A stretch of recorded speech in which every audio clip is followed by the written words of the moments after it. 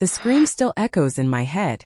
It came from the other side of the thin wooden wall, so sharp and desperate it nearly stopped my heart. I remember dropping the spoon in my tea and rushing barefoot across the hallway. The door to my sister's room was wide open, and there she was, Lena, crouched on the floor with blood running from her lip, her hands shaking as she tried to shield herself. Above her stood Mr. Givens, our landlord, his hand still in the air, red and trembling. His belt dangled from his other hand, the metal buckle glinting in the dull light bulb above. "You ungrateful brat," he shouted. "Don't ever lie to me again, or I swear." I didn't let him finish. I don't know what came over me. I had never hit anyone before. But in that moment I saw Lena's swollen face, her torn dress, the terror in her eyes, and I lost it. I grabbed the hot kettle from the table and threw it at him. The boiling water splashed onto his arm and chest. He let out a howl so loud the windows shook. His belt dropped. He stumbled backward, clutching his skin as it blistered. "You'll regret this," he screamed. "No," I said, stepping between him and Lena. "You will." That was the day everything changed. That was the day Mr. Givens made a mistake he would regret forever. But to understand how we got there, we need to go back to the beginning. It all started the day Mama died. She was the thread that held our little world together. When her heart stopped that cold morning, it felt like the world did too. I was 15, Lena only 11. There was no one else, no father, no aunts, no cousins that would take us in. Just the two of us in a house that didn't belong to us anymore. Mr. Givens was the owner of the house we lived in. Mama always paid him on time, cleaned the porch, kept the garden tidy. He never liked us, said we were too much noise and not enough money. But Mama stood tall against him. She never let him push us around. When she died, all of that protection vanished. We were two kids in a house the landlord wanted back. At first, Mr. Givens pretended to be kind. He brought us bread, even helped arrange Mama's funeral. But soon after the dirt settled on her grave, he changed. "You can't stay here for free," he said one afternoon, tapping his long yellow fingernails on the kitchen table. "Rent's due at the end of the week. If you can't pay, you'll have to find somewhere else."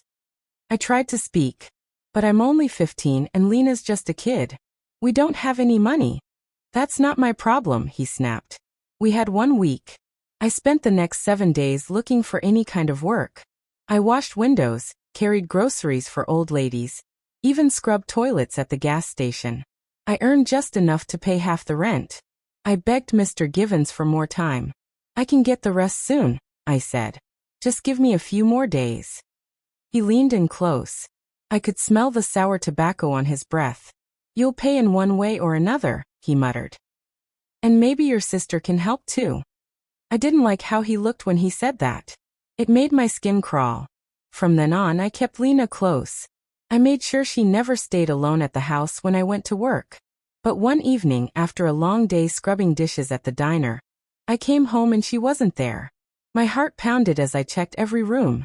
I found her in the garden shed, curled up and sobbing. "He tried to come into my room," she whispered. "He said he just wanted to talk, but he locked the door." That was when I knew. We had to leave. But where? We had no family, no money, and nowhere to go. So I started hiding money. Every coin, every dollar I earned, I tucked them inside the lining of my coat. I told Lena to keep her school bag packed. I told her never to open the door if I wasn't home. I made a plan. I was going to take Lena and run. But Mr. Givens was watching. He noticed when I stopped asking him for food. He noticed when Lena stopped talking to him. He grew meaner, bolder. He would enter the house without knocking, pretending to check the plumbing or fix the wires. One night I found him going through Mama's drawers. "I'm just making sure you kids aren't hiding anything," he said with a smirk. I knew then. He wasn't going to let us leave. One Thursday evening the rain came down hard. I had just come back from town with half a loaf of bread and a few coins from cleaning windows. Lena was unusually quiet. I asked if she was okay. She hesitated. Then she told me. "He said if I didn't let him in, he'd take you away from me," she whispered, her voice cracking. "He said he could put us in a home. That he knows people." I felt cold all over. That night I didn't sleep. I stayed by the door with a hammer in my lap, waiting. He didn't come that night, but he came the next day. It was mid-afternoon, the sun out and birds singing like nothing was wrong with the world. I was in the kitchen boiling water when I heard Lena scream. I ran. And that's where we are now. Mr. Givens on the floor, scalded and writhing. Lena crying in the corner. And me standing between them, shaking but unbroken. He stumbled to his feet and pointed a shaking finger at me. "You'll pay for this," he growled. "I swear." I didn't flinch. "You already lost." He left that day, but it was far from over. Because the next morning, the police knocked on our door. They said someone had reported us for assaulting a respected landlord. They said there would be an investigation. They said Lena might be taken into protective care. And just like that, we were right back in danger. But I wasn't going to let them take her. Not ever. Because if they did, I had a plan. And it would make Mr. Givens regret everything he had ever done. The police stood on our porch with their black boots wet from the morning rain. One was tall and thin with a sharp nose and cold eyes. The other was shorter and rounder, with a mouth that never stopped chewing gum. "We're here to follow up on a report," the tall one said, flipping open a little notepad. "About an assault." My hands tightened around Lena's shoulders. She was hiding behind me, her eyes wide and red from crying all night. "What kind of assault?" I asked, trying to sound older, braver than I felt. "Mr. Givens says you attacked him without reason. Scalded him with boiling water." The shorter one said, blowing a small pink bubble that popped loud in the silence. "Claims he was just checking on you girls. Says he's worried about your safety." I felt a flash of heat in my chest. That man had nearly hurt my sister, again. And now he was trying to play the hero? "He's lying," I said sharply. "He was hurting my sister. He's been creeping around, breaking into our house without permission. He hit her. He locked her in her room." The officers glanced at each other. The tall one sighed. "Do you have proof?" Proof. The word hit me like a stone. Of course we didn't. Lena had bruises, yes, but they were already fading. And there were no cameras, no witnesses. Just our word against his. "He's dangerous," I said, my voice cracking. "Please, you have to believe us." They didn't say anything for a long time. Then the tall one closed his notebook. "Well, we'll make a report and look into it. But in the meantime, we have to notify Child Protective Services. It's protocol when there are minors in a potentially unstable situation." No, wait," I said quickly. "We're fine. We don't need anyone else. Please. Just give us a chance to figure this out." "We're not here to break up families," the round one said, his voice gentler now. "We're just doing our jobs." They walked away without handcuffs or warning slips. But their message was clear. We were on thin ice. As their car drove off, I turned to Lena. "Pack your things." She looked up at me, confused. "Why? What's going on?" "We're leaving tonight. We can't wait anymore." And I meant it. I didn't care where we went. Under a bridge, into the woods, halfway across the country. We just couldn't stay under Mr. Givens' roof another night. I went into Mama's old closet and pulled out the shoebox where I'd been hiding our money. It wasn't much, maybe $80. Not enough for a bus out of state, but maybe enough to rent a room in one of those old motels outside of town. I made 2 peanut butter sandwiches, stuffed our clothes in trash bags, and told Lena to put on her boots. We waited until nightfall, slipping out the back door like ghosts. We didn't get far.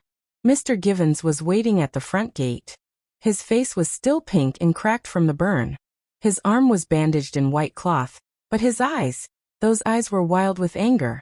"Where do you think you're going?" he snarled, stepping in front of us. "Move," I said, my voice steady. "You don't own us." He laughed. "I don't. Well, the state might disagree. Did you know I'm friends with the CPS director? Funny how quick they take action when a landlord calls in." I took a step forward, blocking Lena behind me. "If you touch us again, I swear."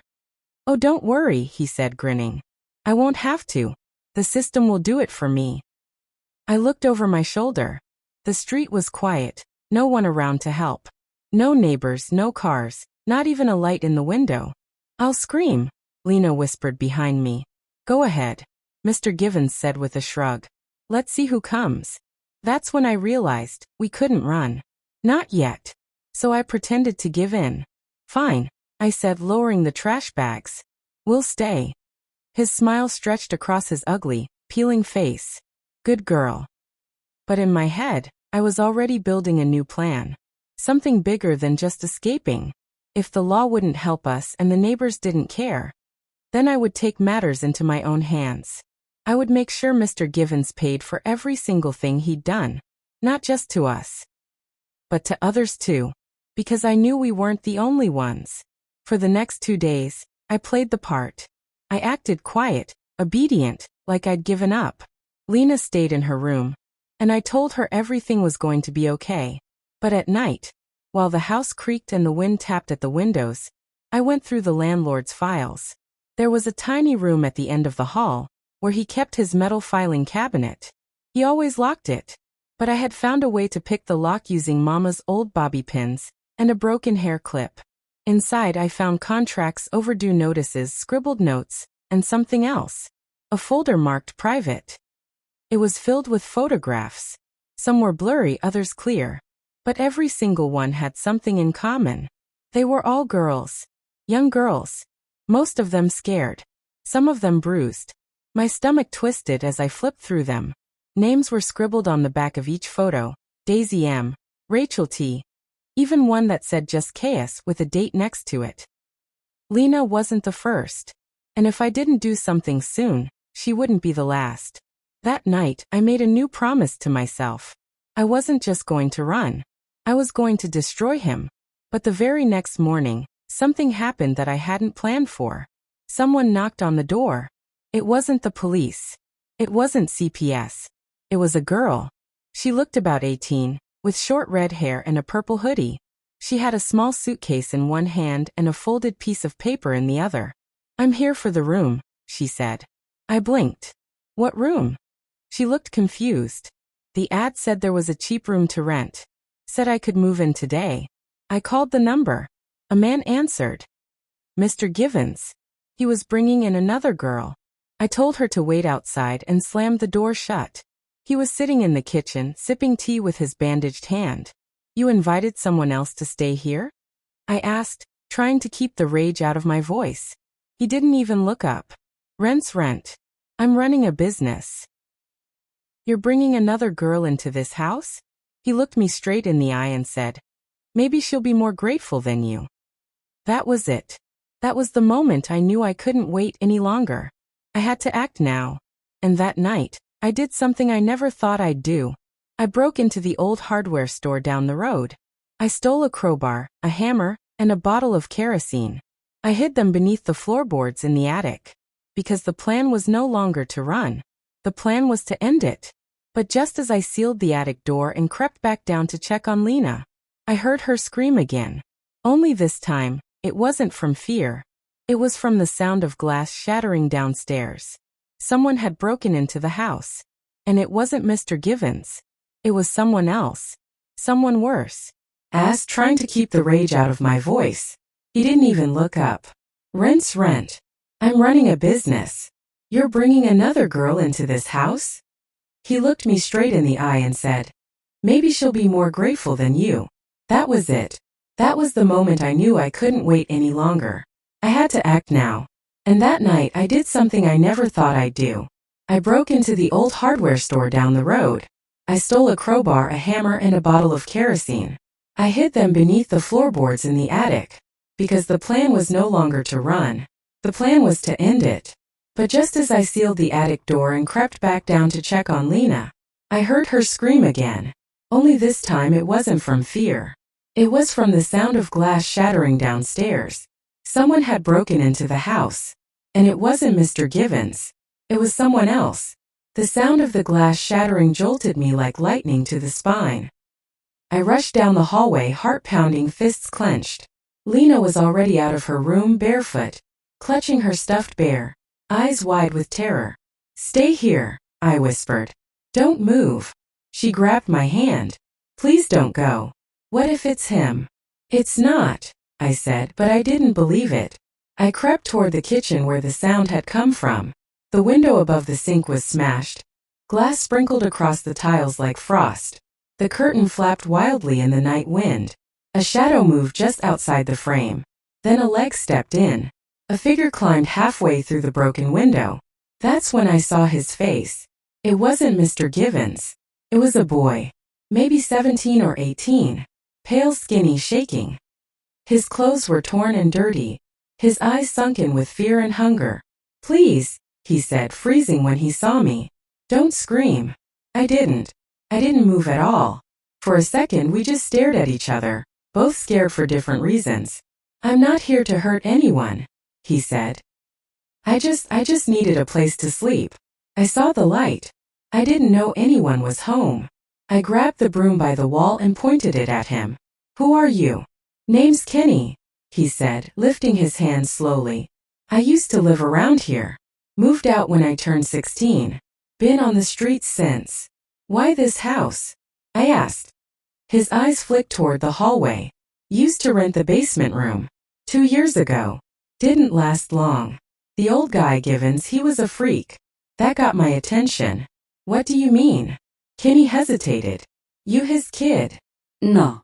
He nodded slowly. "Good. Then you should get out. While you still can." I lowered the broom just a little. "Why? What happened to you?" He glanced down at the floor, at the broken glass under his boots. He said I didn't belong there. Said I was trash. Beat me when I couldn't pay rent 1 month. Then one night I heard screaming. Not mine. A girl's. I tried to help and he threw me out. Told the cops I was stealing. They believed him. They always do. My chest tightened. "Do you have proof?" I asked. "No," he said. "But I know I'm not the only one." I believed him. I also knew then that Kenny could help me. "You hungry?" I asked. He nodded. I gave him half a sandwich and told him to sit at the kitchen table. Then I brought Lena out and told her everything was okay. She was still shaking but calmed a little when she saw Kenny was barely older than me. "I'm not staying long," he said with a mouthful of bread. "Just needed somewhere dry tonight. I'll be gone by morning." But I had other plans. "No," I said. "You're staying. At least until we finish something important." He looked at me confused. "Finish what?" I didn't answer. Because that night, something even worse happened. At midnight, the girl who came earlier, the red-haired one, started screaming. Lena and I bolted out of our room. Kenny was already on his feet. We ran toward the guest room Mr. Givens had let her stay in. The door was locked. She was banging from the inside, screaming, "Let me out! Let me out! Help me, please!" I kicked the door as hard as I could. Kenny joined in. It took 3 tries before the old wood cracked and the lock broke.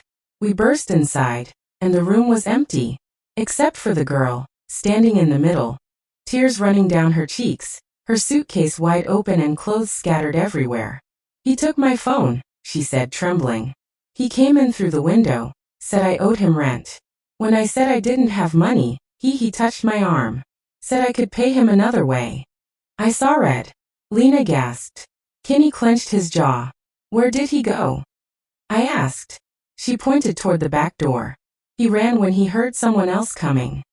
I stormed outside with Kenny right behind me, but Mr. Givens was gone. The woods behind the house were quiet, wet and dark. Too quiet. We searched with flashlights, calling his name.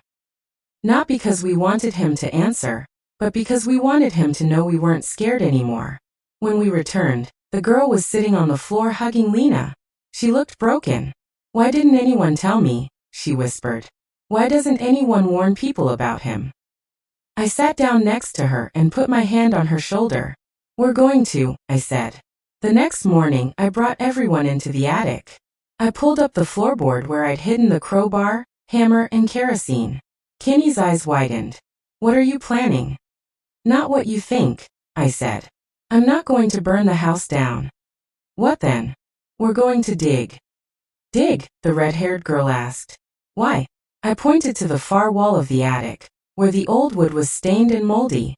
"There's a loose panel behind there. I found it a week ago. When I pulled it open, I smelled something weird, like chemicals, like something was hidden." We pried the wall open with the crowbar. Behind it was a crawl space, thick with dust and spiderwebs. Kenny crawled in first. We followed with flashlights. And that's when we found it. A black box, locked with 2 rusty clips. We dragged it out and opened it. Inside were old VHS tapes, dozens of them, each labeled with names and dates. The girl gasped. "Those are evidence," I said, my voice low. "He recorded them." Kenny turned pale. "He recorded what he did to them." I nodded. "This is how we're going to stop him. We take this to the police. Real proof. They can't ignore it now." The room fell silent. Then Lena whispered, "But what if he finds out before we can?" I turned toward the stairs. Too late. The front door downstairs slammed open. Heavy boots stomped into the house. And Mr. Givens shouted from below, "I know you're hiding something. Get down here. Now." I looked at the box in my hands, then at the others. "We don't run this time," I said. But as we reached the top of the attic stairs, the entire house went dark. The lights, the power, gone. And then we heard the creaking sound of him coming up the stairs, one slow step at a time in the dark. The stairs groaned beneath his weight, each step louder than the last. Creak, thud, creak, thud. We held our breath in the attic, trapped in total darkness. The flashlight had gone out the moment the power died, probably a surge. Or maybe he cut the power himself. Lena's small hand clutched my wrist. I could feel her shaking. Kenny whispered, "He's coming." No one had to say it. I could feel it. I held the box of his tapes tightly to my chest. If he found them, if he knew what we had, it was over. I motioned for the others to move silently back toward the crawl space. We could fit back in there, maybe hide until he passed. It wasn't a good plan, but it was all we had. Then I heard the attic door creak open. My heart jumped into my throat. He was inside. We froze. I could hear his breathing. Slow, raspy, deliberate. "You think you're smart," Mr. Givens said into the darkness. "You think you figured me out." None of us answered. "I've been doing this a long time," he continued. "You're not the first to snoop around. You won't be the last." Still we didn't move. Even Lena held her breath. Then he took another step forward, dragging something heavy behind him. Clang, drag, clang, drag. A metal pipe. He was carrying a pipe. "I know every inch of this house," he said. "I know when the floor creaks. I know where the boards are loose. And I know you're up here." Kenny reached for the hammer, slow and quiet. I handed him the crowbar. The red-haired girl, whose name I'd learned was Sophie, took Lena's hand and pulled her back into the crawl space with her. That left just Kenny and me. I could barely see his outline in the dark, but I saw the slow nod he gave me. A signal. We waited. Then, crack. He swung first. The sound of metal hitting would echoed like a gunshot. Kenny's crowbar missed. It hit the attic beam instead. Mr. Givens shouted and lunged. I swung the hammer with all my strength. It connected. A horrible crunch followed. He screamed high, shrill, almost inhuman. But he didn't fall. He grabbed Kenny by the shirt and slammed him into the wall. I screamed and hit him again, this time in the shoulder. He roared and knocked me back, the hammer flying from my grip. He raised the pipe, ready to strike Kenny, when suddenly, flash, a burst of light lit up the attic. Sophie stood behind him, Lena's school camera in her hands. She snapped another photo flash. He flinched hard, eyes blinded by the burst. Kenny tackled him. They both crashed into the attic wall, shaking the whole house. I scrambled, grabbed the crowbar, and slammed it against the pipe in his hand. It flew across the floor. Kenny rolled away, coughing. Mr. Givens lay still for a moment, then groaned. I didn't wait. I grabbed the tapes, Lena, Sophie, and Kenny, and we ran. Down the stairs, out the front door, and into the street. The neighbor's porch light turned on as we bolted past. I banged on their door. They opened it just in time to see us, sweaty, bruised, and wild-eyed. He attacked us. I cried. "We have proof. Please call the police." The man looked at the box in my hands, then at Kenny, who had a gash on his forehead, and Sophie, who was crying silently. He nodded and picked up his phone. Within 5 minutes, sirens wailed through the air. Mr. Givens didn't try to follow us this time. He was still upstairs when they found him, battered, bleeding, but alive. He tried to lie again, tried to twist the story. But we had the box, and the tapes, and the photos, and the bruises. When the officers saw the contents of the box, they didn't ask any more questions. They arrested him on the spot. We sat in the back of the police cruiser, huddled together beneath an emergency blanket. Lena was quiet. Kenny leaned against the door, his eyes closed. Sophie stared at the sky. I watched them load Mr. Givens into another car. I should have felt relief. But I didn't. Because I knew it wasn't over. Not yet. At the station, they separated us for questioning. I told them everything. What he'd done to Lena, how I'd found the tapes, how Sophie had nearly become his next victim. They took my story seriously now. The proof forced their hand. But there was still one more twist to come. Later that night, while we were resting in the shelter they brought us to, a woman in a gray suit came to speak with me. She introduced herself as Detective Amber Holly. "We've reviewed the contents of the tapes," she said, her voice steady but grim. "You were right to bring them forward." I nodded. "There's something else," she added, her eyes narrowing. "Something we didn't expect." "What?" "Some of the footage. It's not from this house." My heart skipped. She continued, "There are girls in different settings, different rooms, different furniture. Some even from years ago. One of them a girl named Kara Shaw. She's been missing since 2009.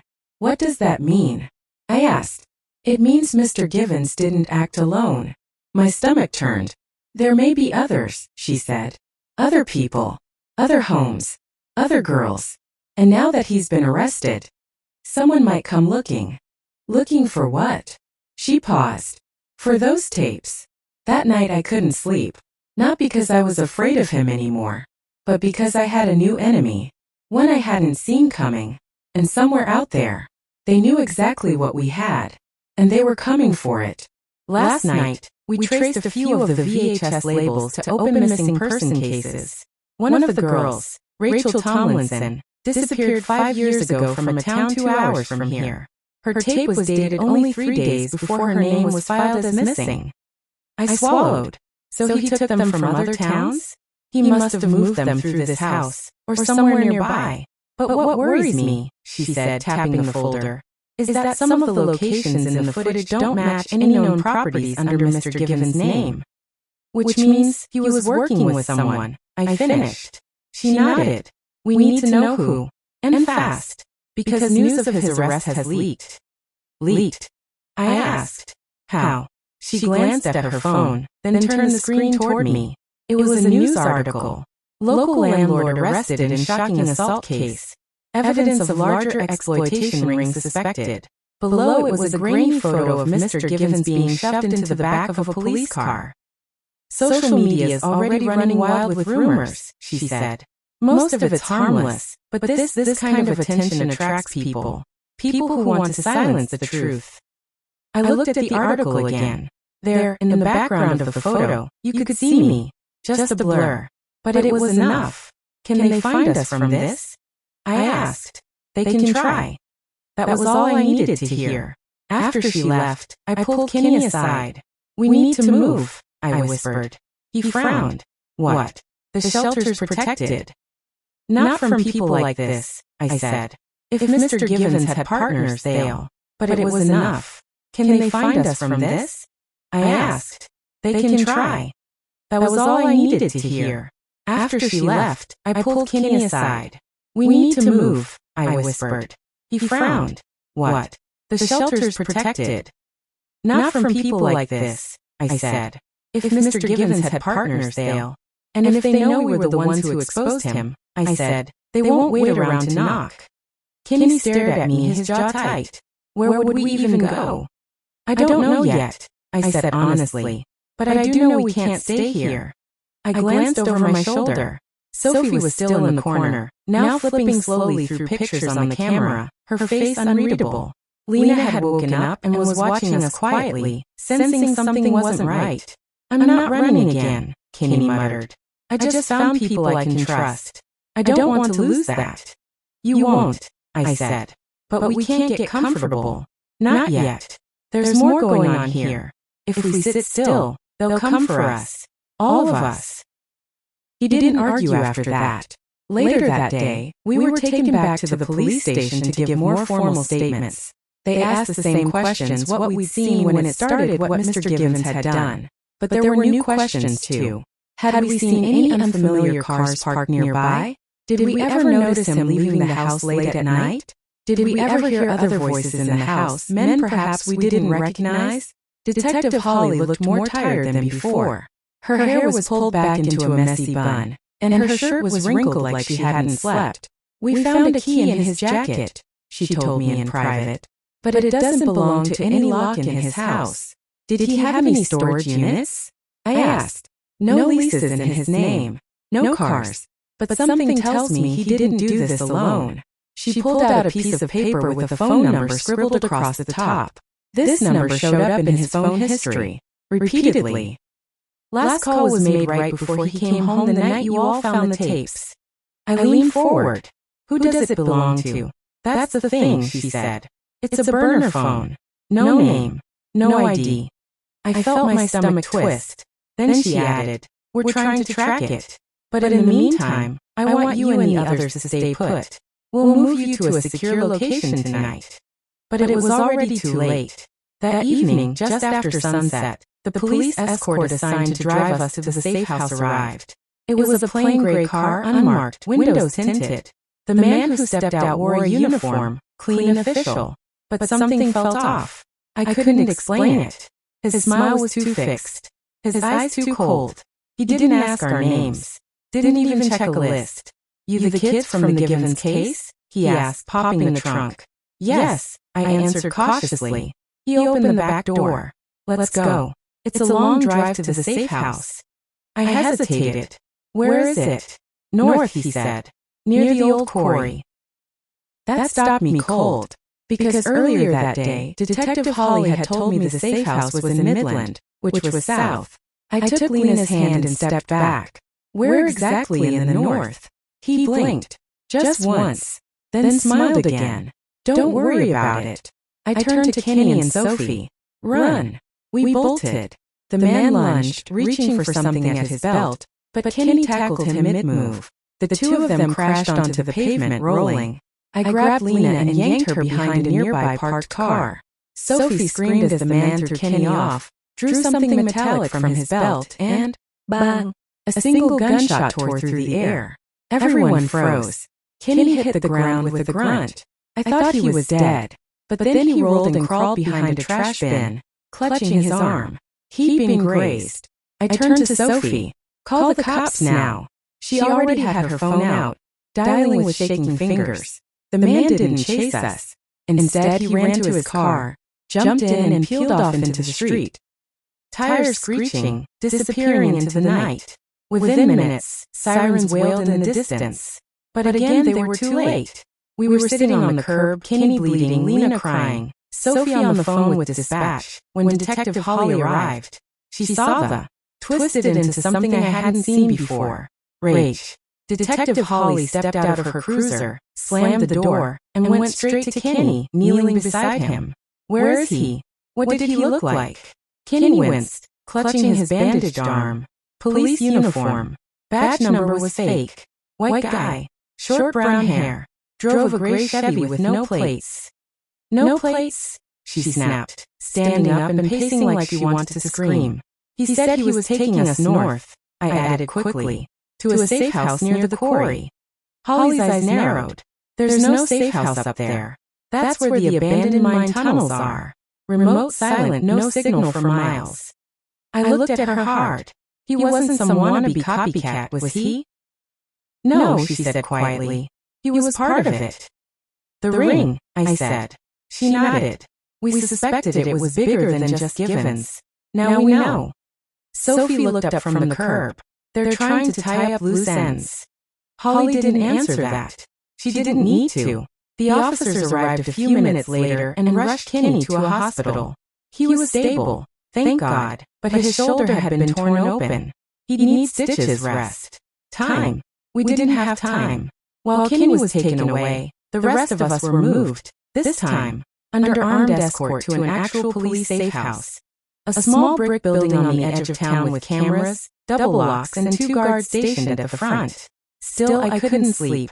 I sat by the window again that night, watching the road, waiting for headlights, waiting for danger, because I knew something they didn't. I hadn't told Holly everything. Not yet. While digging through the VHS tapes that day, I'd found a small envelope wedged at the bottom of the box. I hadn't handed it in. Not yet. It wasn't full of pictures. It wasn't filled with names. It had one thing in it. A map. Hand-drawn. Scratched on an old napkin. Marked with red circles. 3 places. One of them was our house. The second, Given's old trailer outside of town. And the third, the quarry. That night, once Lena was asleep, I went to Sophie and showed her the map. She studied it in silence, eyes darting across the lines. You think this is where they brought the girls? Maybe, I said. Or where they hid more evidence. Either way, if we don't go, someone else will. And they won't share it with the cops. Sophie didn't answer for a long time. Then she tucked the napkin into her hoodie pocket and said, "When do we leave?" "Tonight." We waited until the guard changed shifts, about 2:10 a.m. Then we slipped out the back door, climbed the fence, and stole 2 bikes from the alley behind the gas station. The road to the quarry was long and mostly empty. Mist hugged the fields, and fog clung to the trees like ghosts. The whole ride, my mind raced. What if this was a trap? What if the map wasn't a clue but a setup? What if they were waiting for us? But I couldn't stop. Wouldn't stop. Because somewhere in those tunnels was the rest of the story. And I needed to see it through. We reached the edge of the quarry just before dawn. It was massive. A crater that looked like the earth had opened its mouth to scream. Broken concrete, abandoned trucks, weeds growing over rusted fences. Everything was silent.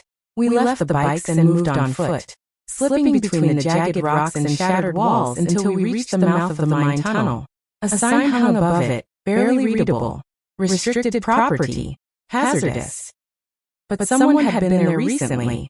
Fresh boot prints in the dirt. And spray paint. A red X on the side of the mine entrance. Sophie glanced at me. This is it. We stepped inside. It was colder than outside. Damp. The walls dripped with moisture, and the flashlight on my phone barely lit 10 feet ahead. Our footsteps echoed down the stone corridor. After 10 minutes of walking, we found the first door. Metal. Rusted. Locked with a sliding bolt on the outside. Sophie and I exchanged a look. That meant whoever had been inside wasn't meant to come out. I slid the bolt, opened the door, and what we saw inside, I'll never forget. Cots, blankets, chains, plastic bins full of women's clothing, shoes, toothbrushes, all labeled with dates. And on the back wall, a camera, still plugged in, recording. My heart stopped. There were no people here now, but there had been. Sophie ran to the bins and began pulling out contents. Clothes soaked with dried mud, bags labeled with names. Rachel Tomlinson, Karashov, Daisy M. And then, one that made my blood turn to ice. Linash, my baby sister's name. I dropped to my knees, the air gone from my lungs. They had planned to take her. They already had her name. Sophie dropped the bin and stood up. We need to go. We need to go now. We turned to run, but a voice echoed down the tunnel behind us. Slow, low, mocking. You shouldn't have come here. We froze. A figure stepped into the light, blocking the entrance. He wasn't wearing a mask. He didn't need to, because I recognized him. Not from real life, but from one of the tapes. He had been in the background, laughing, watching. Not Mr. Givens. Worse, the buyer. He raised something in his hand. Not a gun. A remote. He pressed it. And suddenly, with a deep, earth-rattling sound, the tunnel behind us collapsed. The explosion was like thunder under our feet. The tunnel behind us groaned, cracked, and then the world fell. Stone and steel and dust crashed down in a deafening wave, sealing the path we came through. I couldn't hear my own scream. I only saw Sophie's mouth wide open in terror, her eyes locked on the rubble. We were trapped. The man with the remote stood in front of the collapsed tunnel, calm, like he just shut a door and didn't mind what was behind it. You kids always think you're so clever, he said, stepping forward. Digging where you don't belong. I couldn't breathe, not because of the dust, but because of what was in that bin. Lena's name. He had targeted her. And if we hadn't found the tapes, if we hadn't fought back, she would have ended up here. The man took another step. Sophie grabbed my arm, pulled me behind an old generator in the corner of the chamber. I've been watching you, he called out. You and your little crew. The moment Givens was arrested, we started cleanup. But you got too close. His boots crunched on gravel. Now we've got a decision to make. He was close. So close I could hear him breathing again. Confident. He didn't know one thing, though. We weren't alone. Kenny had followed us. He was supposed to be in the hospital.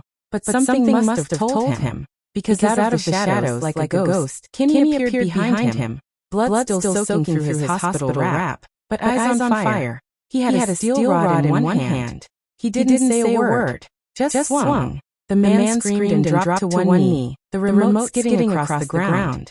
I dove for it, grabbing it before he could. Sophie picked up a nearby pipe and slammed it into his wrist before he could draw a weapon. He crumpled, groaning, but not unconscious. Who are you working with? I shouted, standing over him. Tell me. He looked up, blood running from his temple. You don't know what you've done, he hissed. Then educate me. I snapped. He laughed, wheezing. You think this ends with me? This is just a limb. Cut me off, and another will grow back. I felt sick. How many girls? Sophie whispered. He smiled. Didn't answer. That was answer enough. I looked at Kenny. We need to get out of here. There has to be another way. We searched the chamber, past the bins, behind the cots, behind the wall with the camera. And finally, hidden beneath the tarp, we found it. A service tunnel. Narrow, cramped, but passable. We didn't hesitate. We bound the man's hands with cable from the generator and shoved him through the tunnel ahead of us. He didn't talk anymore. When we finally emerged into the gray light of dawn, we were in the woods, maybe a half-mile from the quarry edge. I collapsed on the ground and looked up at the sky. Free. Sophie fell to her knees, sobbing. Kenny just stared into the trees, shaking. We called Detective Holly. It took 15 minutes for the police to arrive. They arrested the man on the spot. He didn't resist, but he smiled the whole time, like we hadn't won, like the nightmare wasn't over. Later, Holly told us everything. His name was Mitchell Crane. A contractor who'd helped remodel Givens' house and build safety features like false walls and underground passages. He was part of a trafficking network, one that stretched far beyond our town, across counties, across states. They used homes like Givens, old rentals, houses that no one asked questions about. They targeted girls without strong families, kids in foster care, runaways, people who could disappear quietly. And they made videos, sold them. The tapes we found weren't the whole stash, just Givens' collection. There were others, more houses, more girls. And now the police had a name, a lead. But more importantly, we had something else. Survivors. Sophie decided to go public. She stood in front of cameras and told the truth about what almost happened to her, about what had happened to others. She named names. She didn't cry. She made them listen. Kenny, after recovering, volunteered to help the police identify other boys who'd gone through the same abuse. Turns out, Givens hadn't only targeted girls. Lena started therapy. She was quiet for weeks, then one day walked into the living room and said, "Can I plant a tree? For the girls." We helped her do it in the backyard of the new house we were moved to. The final chapter? There isn't one. Because people like Givens and Crane aren't one-time monsters. They're part of systems, of silence. But we made a crack in that system. And the lesson? Silence protects the wicked. But truth, when spoken loud enough, breaks walls. I was just a girl trying to keep my sister safe. And in the end, I did more than that. I made them regret ever coming near us. Forever. I tried to sit up, but my head felt heavy. Pain shot through my shoulder, and the hospital lights were too bright. Everything was spinning. James moved closer, still smiling, but it wasn't the smile I remembered. It wasn't warm. It was tight, cold. Where are my kids? I whispered, my voice dry like paper. He pulled up a chair, sat down calmly like he had all the time in the world. They're fine, he said. They're at a safe house with someone I trust. I asked, trying to push myself upright. He didn't answer. Instead, he leaned forward. You weren't supposed to find out everything. That was never the plan. You were supposed to live quietly, raise the kids, stay out of sight. I stared at him. You knew the truth all along. He nodded, his eyes narrowing. Yes. I helped Diana take you. I stayed close because it was my job. My stomach dropped. Your job. I asked, almost too afraid to hear the answer. He leaned back. I work for the same people your father tried to expose. I was placed in your life years ago. We never thought you'd find anything. But then Carol got too close. She had to be handled. Tears burned in my eyes. You let her die. He didn't even blink. She gave us no choice. I clenched my fists. So what now? Are you going to kill me too? No, he said, standing up. We still need you, Anna. There are things in your head, memories. Clues your mother might have left with you when you were little. You don't even know they're there yet. But they're there. You're lying. You have no idea how important you are, he said. But someone else does. Someone who's gone rogue. Evelyn gave you something, didn't she?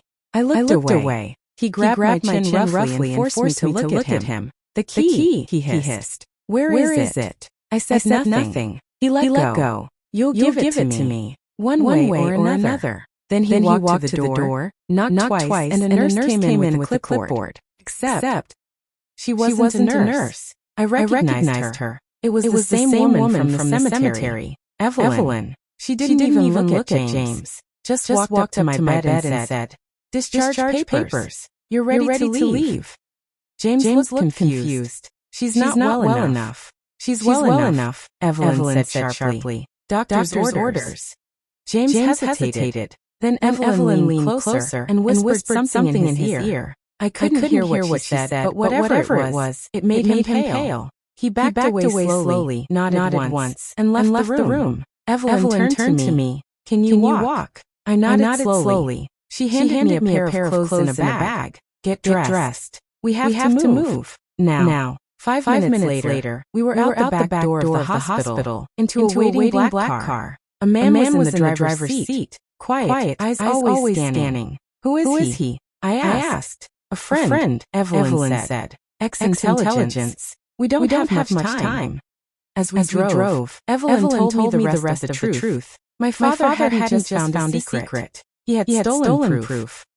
Videos, names, financial records, all showing how a private security company, Orion Corps, had been spying on American citizens, running illegal experiments, and controlling certain people through manipulation and drugs. When he tried to go public, they killed him. And they've been hunting his daughter, me ever since. Your mother hid a backup of his files, Evelyn said. The key I gave you unlocks the vault where they are. If they get that information before we do, they'll erase everything. They'll make you disappear too.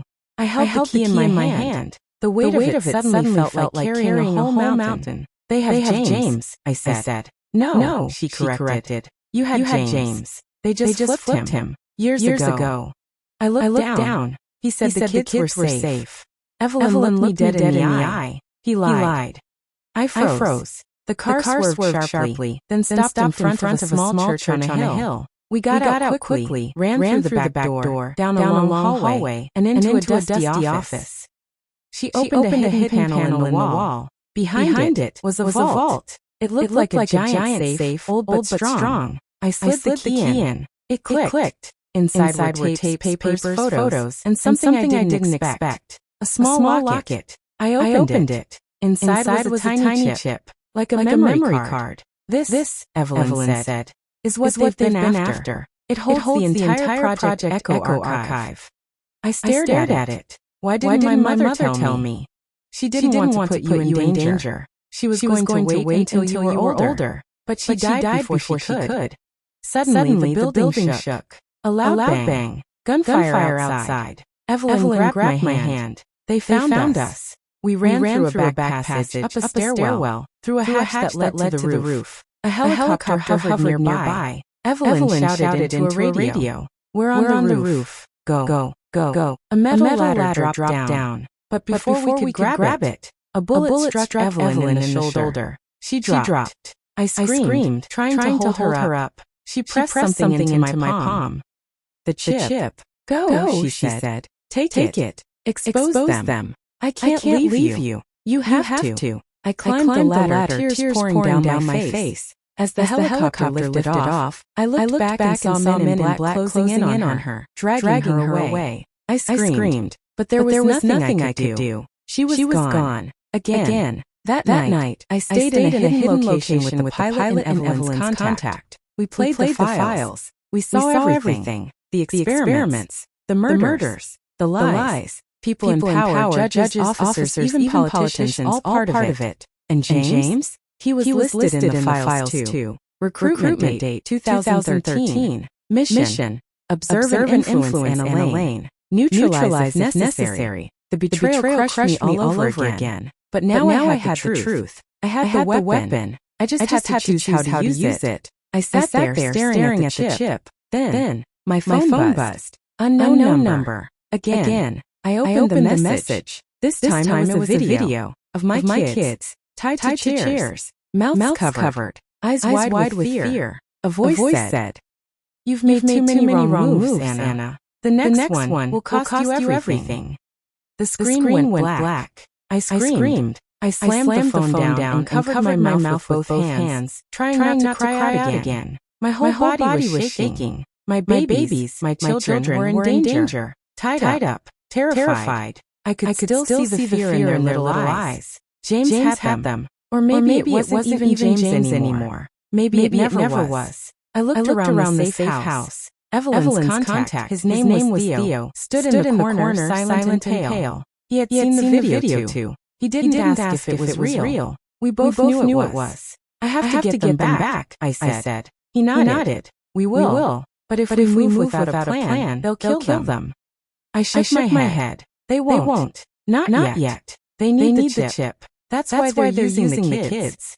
Theo took a step forward. Then we used that to our advantage. We spent the next 2 hours going through the files again. Every photo, every document, every recording. And then we found it. A location. A black site. Hidden under a warehouse 2 hours from the city. Labeled in the Project Echo files as Facility Zeta. That was where they brought their targets when the threats didn't work anymore. That had to be where they were holding my kids. I wanted to run in there screaming, but Theo stopped me. We go in smart, he said. Silent. We only get one shot at this. We left just after midnight. Theo knew how to move quietly. He had once worked for Orion Corps too, but quit when he saw what they were doing. He knew their security systems, their patterns, their blind spots. We parked far away and walked the rest of the way in the dark. I carried the chip in a metal case around my neck, hidden under my shirt. When we reached the warehouse, Theo pointed to the left side. There's a side door. Unlocked. I'll take out the power quietly while you go in through the hallway. Wait for my signal. I nodded. Every step I took inside the building felt like walking into a nightmare. It was cold, silent, and smelled like bleach and metal. I passed rows of empty rooms with white walls, security cameras, and heavy doors. Then I heard a small voice. Mommy. I froze. That voice. It was my daughter, Lila. I followed the sound, my heart pounding. I turned a corner, and there they were. Both of them. Lila and Max. In a room with glass walls, sitting on the floor, still tied but alive. Tears ran down my face as I rushed in. I opened the door. Lila, Max. They looked up. Mommy. I dropped to my knees, hugged them both so tight. I couldn't stop crying. But then I heard footsteps. Too many. I turned around. And there he was. James. His gun pointed right at me. Behind him were two other men in black uniforms. He looked tired, angry, but not surprised. You're harder to kill than I thought, he said. I stood, shielding the kids behind me. You lied to me. You made me love you. His eyes flickered. I didn't want to. Not at first. But after a while, it got real. That's why I told them to take the kids instead of killing you. I wanted to give you one last chance. You call this a chance? I shouted. He stepped closer. Give me the chip, Anna. Right now. And you all walk out of here alive. I pulled it from around my neck slowly, but I didn't hand it over. I held it tight. No. James blinked. What? I stared straight into his eyes. I said no. He raised the gun. Don't be stupid. And then Theo's voice rang out from the intercom system above. Everyone down. This building is rigged with C4. You shoot her. We all go boom. James froze. What? Theo's voice came again. Calm. Steady. I've got eyes on every corner. You move, I push the button. Step back. James growled. He's bluffing. But the men behind him weren't sure. They looked around uncertain. Then one of them dropped his weapon. James turned. Cowards. I used the moment. I rushed forward, knocked the gun from his hand. We struggled. I hit him. He hit me back. Blood poured from my nose, but I didn't care. I grabbed the gun from the floor, pointed it at him. Don't make me, I whispered. James laughed. You won't do it.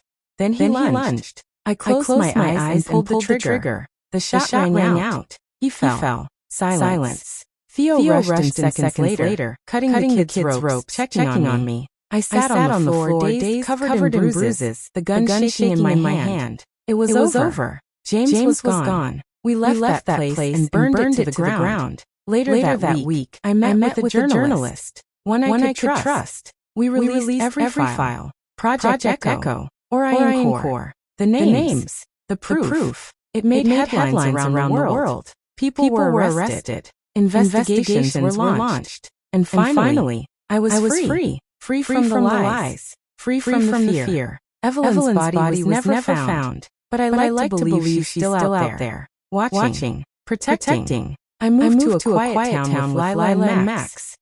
We changed our names again. I don't tell people who I was. Only who I am now. A mother. A fighter. A survivor. Sometimes at night I sit alone and wonder.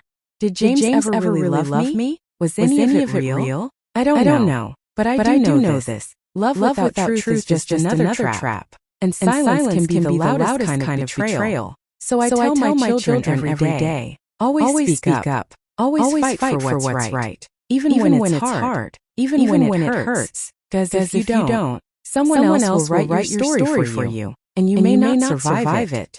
The world around me seemed to blur. I couldn't hear the news anchor anymore. All I saw was the red banner flashing on the screen. Escaped. Armed. Dangerous. My father, no, the man who pretended to be my father, was out. Again. And this time I knew deep in my bones that he wasn't running to hide. He was coming back. To take someone. To finish something. To destroy me. Rachel was already on her phone, calling Detective Riley. He escaped during transport, she whispered, pacing the room.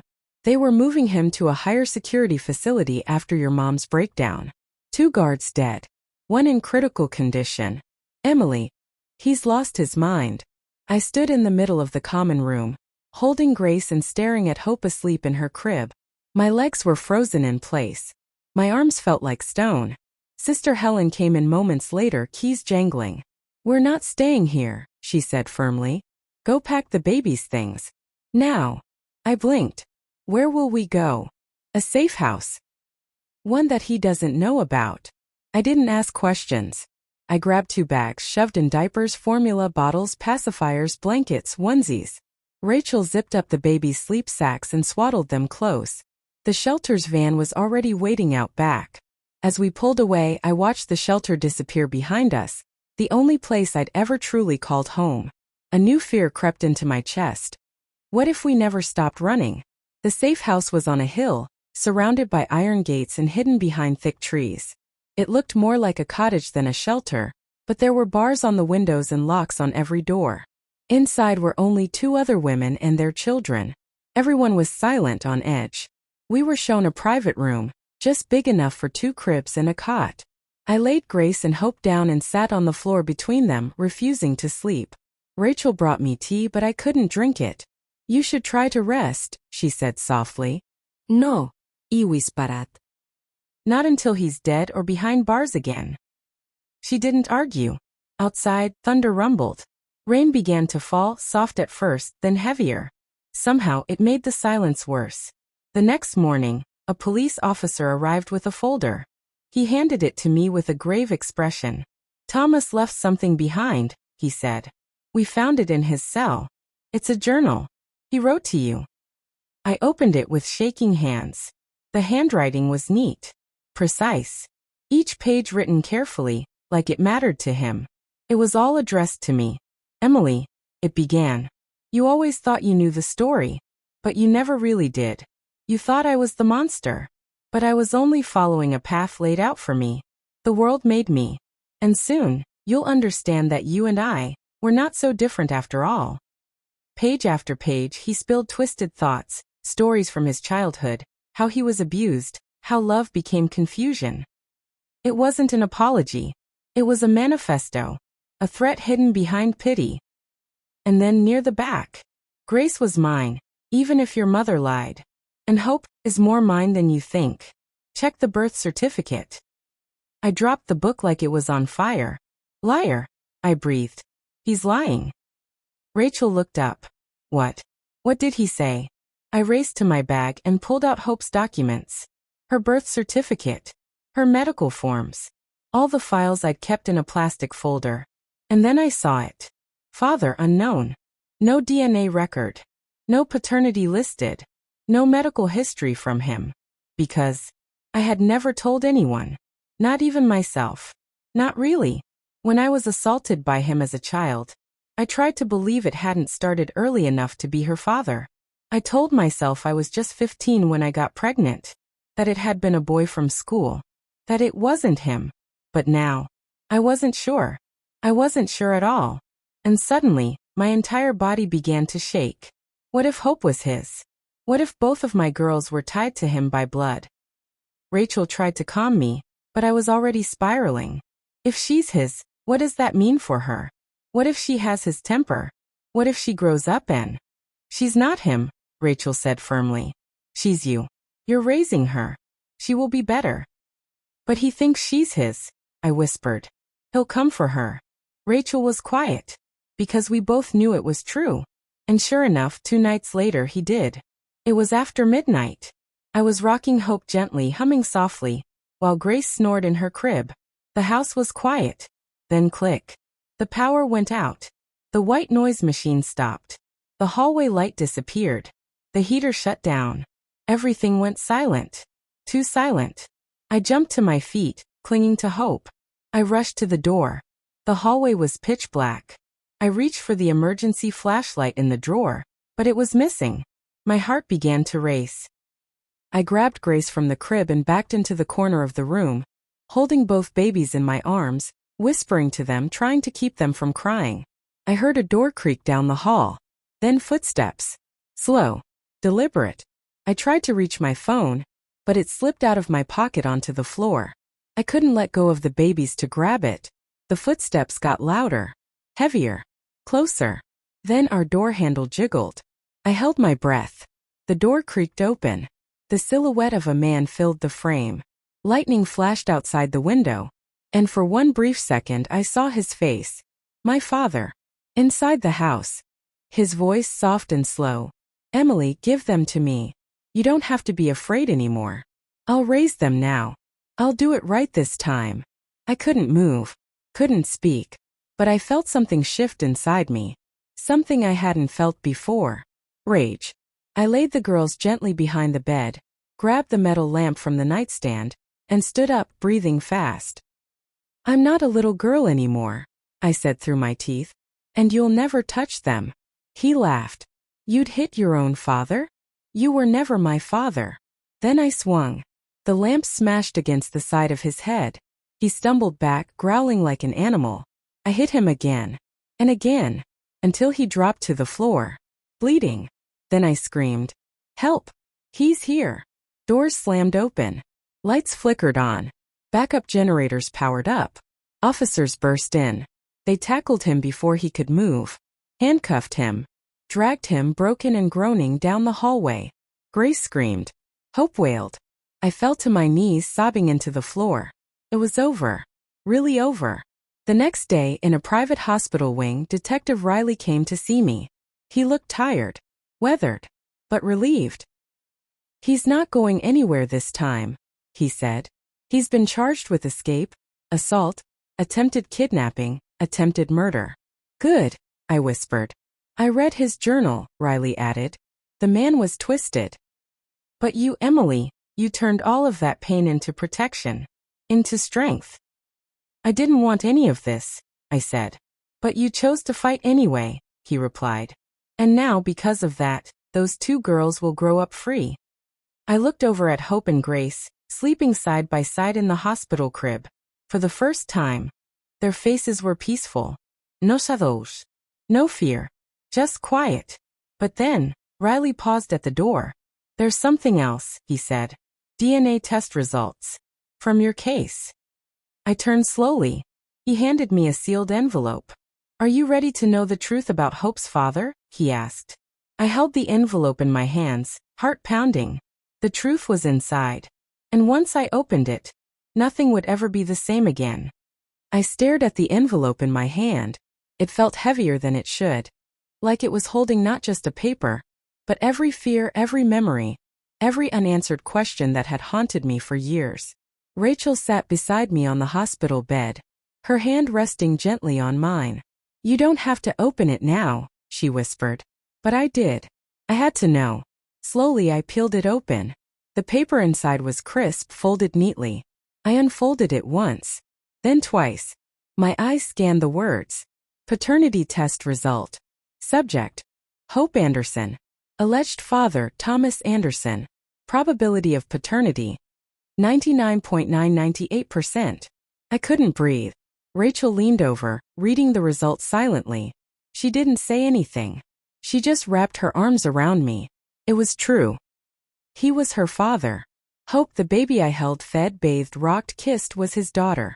And mine. The pain was deep but different this time. It wasn't just grief.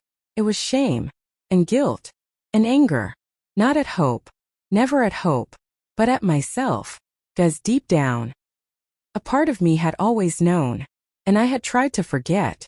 Tried to rewrite the past in my head so I could survive. But now there was no more hiding. I looked over at the hospital crib. Hope was still asleep, her tiny fists curled under her chin. She looked just like Grace in some ways. But now I saw him in her too. His nose. His dark lashes. His cheekbones. I didn't want to see it. But I did. And I hated myself for it. I can't raise her, I whispered. Rachel turned sharply. What? She's his, I said, choking on the words. What if she grows up like him?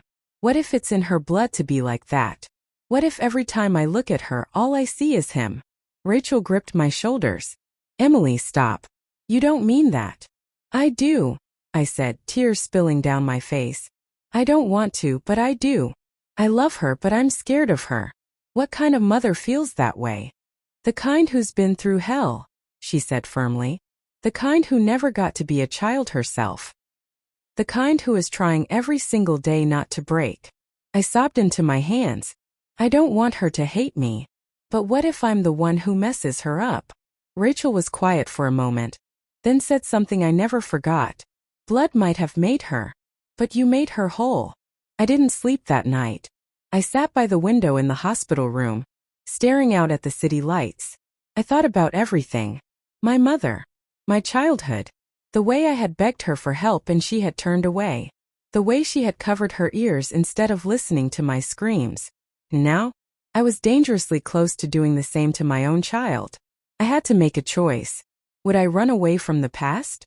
Or would I face it, ugly, painful, terrifying as it was, and fight for something better? The next morning I made a decision. We went back to the shelter. And I asked to speak to a trauma counselor. Not just for me but for the girls too. I was done running.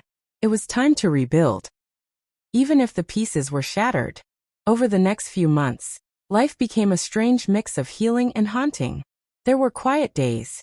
Feeding the babies, reading them bedtime stories, taking cautious walks in the garden. There were hard days. Nightmares that woke me in sweat. Panic attacks when I heard keys in a lock. Moments when hope cried and my body stiffened without reason. And then there were breakthroughs. Like the first time Hope said "Mama." Or the day Grace toddled over and hugged her sister without being told. Rachel stayed by my side, never pushing, always patient. Sister Helen enrolled me in a parenting program and GED classes. For the first time in my life, I felt like I had control over something, my future. But then one rainy morning, something unexpected happened. I received a letter. It was from my mother. My hands trembled as I held the envelope. It had no return address. Just my name, written in careful, familiar handwriting. I hesitated. Rachel saw the look on my face. "You don't have to open it," she said. But I did. Inside was a single sheet of paper. The letter read, "Emily, I don't expect forgiveness. But I need you to understand. I was broken long before you were born. Your father. He wasn't always a monster. He became one slowly. And I let it happen because I was too afraid to stop him. I failed you. I knew what he did. I saw it. And I turned away because I didn't want to believe it was true. I thought silence was easier. But it wasn't. I see that now. And I know I can never fix what I broke. But if there's any chance, even the smallest one, that you can look at me again one day, not with love but with peace, I'll wait. Always.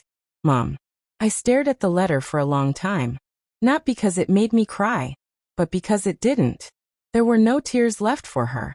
Only numbness. Rachel asked, "What does it say?" I folded it and placed it in the drawer. "She's sorry," I said simply. "Do you believe her?" "No." But I didn't hate her either.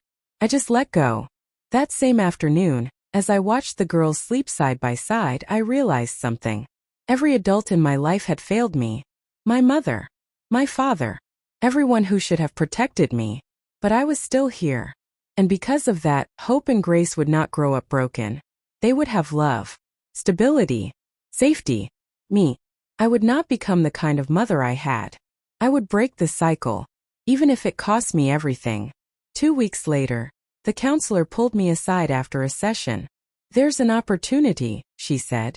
"It's a housing scholarship for survivors. You qualify. You get your own apartment. A small stipend. Support services. It's not much, but it's a fresh start." I blinked. A home. My own home. With locks I controlled. No shared rooms. No watching over my shoulder. No packed bags waiting by the door. Just peace. I looked over at my daughters, playing on the soft mat with blocks and stuffed animals. They looked safe. I looked back at the counselor and nodded. "I'll take it." That evening, I packed our things. Just one suitcase and a diaper bag. Rachel cried as she hugged me goodbye. "You saved me," I told her. "You saved yourself," she said. And that's the hardest thing anyone can do. As we drove away from the shelter for the last time, Grace waved through the car window. Hope giggled in my lap. The sun was setting behind us. And for the first time in years, I was moving forward. But just when I thought I'd escaped everything, just when I believed the past had loosened its grip, a phone call came. From a prison halfway across the state. They wanted to inform me of something. Thomas Anderson had been found dead in his cell. And beside his body, a letter. Addressed to me. Again. And this one was sealed with blood. The prison official on the line spoke in a cold, official tone. But his words echoed like thunder in my chest. "Your father, Thomas Anderson, was found deceased in his cell this morning. Cause of death appears to be suicide by hanging. There was a letter found addressed to you. Do you want it mailed to your current residence?" For a few seconds, I couldn't speak. Couldn't breathe. Rachel, who had come over that morning to help me unpack more baby supplies, watched my face pale. I slowly answered. "Yes," I whispered. "Send it." I hung up and sat motionless on the couch. He was gone. Just like that. No trial on appeal. No more years in prison. No final words face to face. Just a rope. And a letter. My heart didn't know what to feel. Relief? Rage? Grief? I felt empty. Rachel sat down beside me. "Are you okay?" "No," I said. "But I will be." 3 days later, the letter came. It was sealed in a plain envelope, but what disturbed me most wasn't the name written on the front. It was the dark red stain along the flap. Blood. The guards weren't joking. He sealed it with his blood. I wanted to burn it. I wanted to tear it up and throw it in the toilet. But some part of me, some bitter broken part, needed to read it. I waited until the girls were asleep. I sat on the cold kitchen floor, just me, a cup of tea, and the letter that might rip open every scar I had managed to heal. I opened it slowly. His handwriting was neat. Familiar. Like the notes he used to leave in my lunchbox when I was in 3rd grade. Before everything went dark. The letter read, Emily, by the time you read this I will be gone. I don't expect you to mourn me. I don't deserve it. I'm not writing this to beg for forgiveness or to defend what I did. What I did was evil. I know that now. I knew it while I was doing it. I ruined you. I ruined your childhood, your trust, your sense of safety. I broke every rule a father should keep sacred. But there's something I never told anyone. Something I didn't even have the courage to admit during the trial. It happened to me too. When I was a boy, your grandfather, my father, did the same thing to me. Over and over. I told no one. Your grandmother turned her face away, just like your mother did with you. I told myself I would never be like him. But pain doesn't disappear. It grows inside you. It poisons your blood. That's not an excuse. It's just the ugly truth. You were the only light in my life. And I corrupted that light. I deserve to rot. But before I leave this world, I wanted you to know something else. I loved you. In the only broken, twisted way I knew how. I don't expect that to mean anything to you. Maybe it shouldn't. But it was the last truth I had to offer. Please, don't let this darkness pass to hope and grace. Let them grow up free. Let them grow up in the sun. Don't become your mother. Don't become me. Goodbye. Thomas. I dropped the letter. I couldn't cry. I didn't feel pity for him. I didn't forgive him. But a truth hit me like a truck. This didn't start with me. It didn't even start with him. This was a chain. A dark, ugly chain that had passed through generations. And unless someone broke it, it would keep going. Through grace. Through hope. Or even through me, if I let the pain win. But I wouldn't. I picked up the letter, folded it quietly, and tucked it into a small tin box with a key. Then I buried that box at the back of the closet, behind everything. It wasn't a keepsake. It was a warning. I sat in the girls' room that night, watching them sleep, their tiny chests rising and falling in peace. I whispered to them, "You will never know this pain. I will protect you from every shadow, even if I have to rip the sun from the sky to do it." Weeks passed. I went back to therapy. Harder sessions this time. We talked not just about what happened to me, but what had happened before me. About generational trauma. About how I wasn't just healing for myself. I was healing for them. Rachel helped me set up a nursery. Hope loved butterflies, so we painted them on the wall. Grace liked music, so we bought a secondhand keyboard. I watched them grow. I celebrated every tiny milestone. Hope started walking. Grace learned her first song.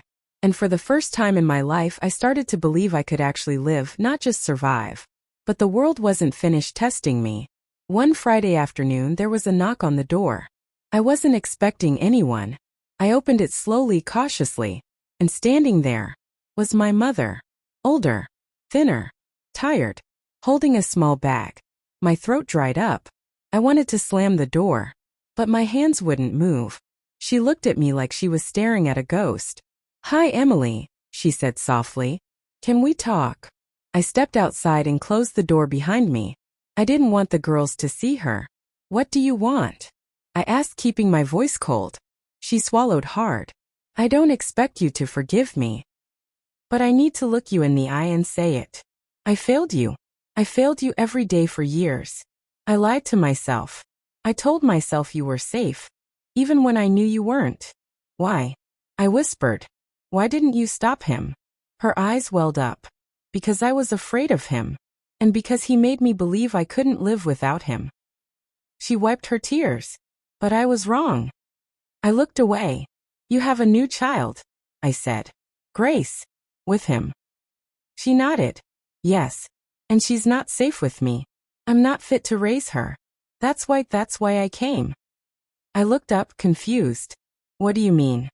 She opened her bag and handed me a stack of legal documents. I want you to adopt her, she said. Legally. Fully. I want her to be with you. Not with strangers. You're the only one who can keep her safe. My breath caught. She was giving up her child. To me. The daughter she had once abandoned. I'll go away, she said. You'll never have to see me again. But I had to do this right. Just once. I looked down at the papers. Then at the door behind me. Inside were two little girls. One from me. One from her. And now both might be mine. I had dreamed of this. Of saving Grace. Of giving Hope a sister. But the past wasn't done yet. Because before I could answer, a gunshot shattered the silence. We both dropped to the ground. Another shot rang out. Screams erupted from down the street. I scrambled to my feet. And then I heard it. From inside the house. Hope crying. And footsteps. Inside. In my home. The scream that left my throat didn't sound human. It was a mother's scream. A cry from the deepest part of me. I flung the door open so hard it slammed against the wall. Hope. Her cry echoed again from the hallway, sharp and scared. I didn't see Grace. I didn't see anyone. Just a slow creak. Coming from the back room. I ran barefoot, heart beating like thunder. I grabbed the nearest object I could find, a lamp. It didn't matter if it worked. I needed something. Anything.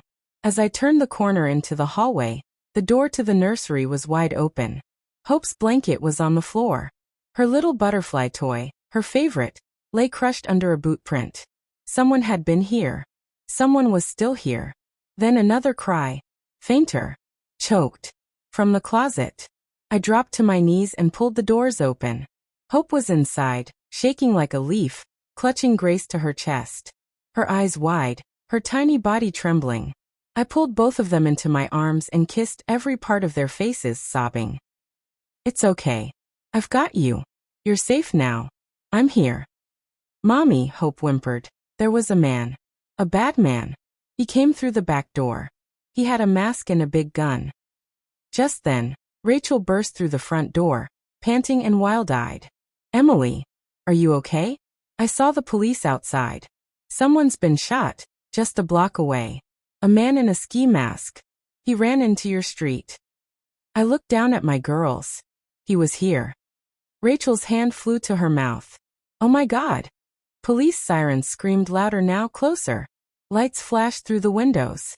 We stepped outside. The police were already swarming. One officer ran up to us.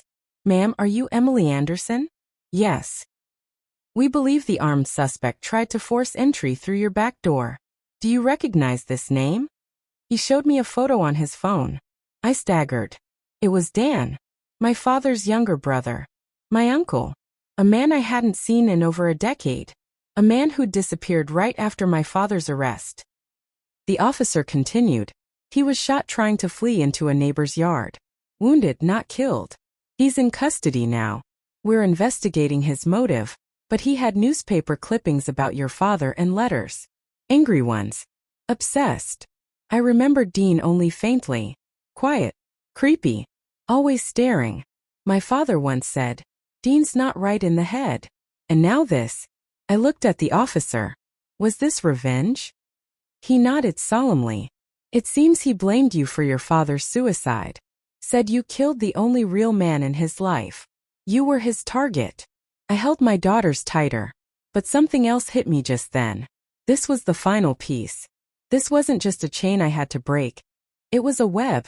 And it had been reaching for me my whole life. But now it was over. That night, I filed the final paperwork to adopt Grace. She became legally mine. The court granted full custody. Rachel stood beside me at the hearing, crying like a proud sister. The judge smiled and said, Let this day be the start of something new. I took my girls home that afternoon and made them a promise. I knelt beside them as they colored pictures on the living room floor. I won't let anyone hurt you, I whispered. Not ever. This world took a lot from me, but it gave me you. And I will give you everything. We planted a tree that weekend in the backyard. A cherry blossom. We named it truth, because that's what saved us. Speaking it, facing it, fighting for it, and now we live quietly, joyfully. Our home is filled with laughter, music, and healing. The ghosts still visit sometimes, but they don't stay long. Hope started school last fall. Grace says she wants to be a doctor. I'm studying too, working toward becoming a counselor for other girls who've survived what I did. I want to be the voice I never had, the arms I never found. We don't hide from the past. We grow from it, because this is our story, not of shame, but of strength. And no matter what darkness came before us, we choose life. We choose love.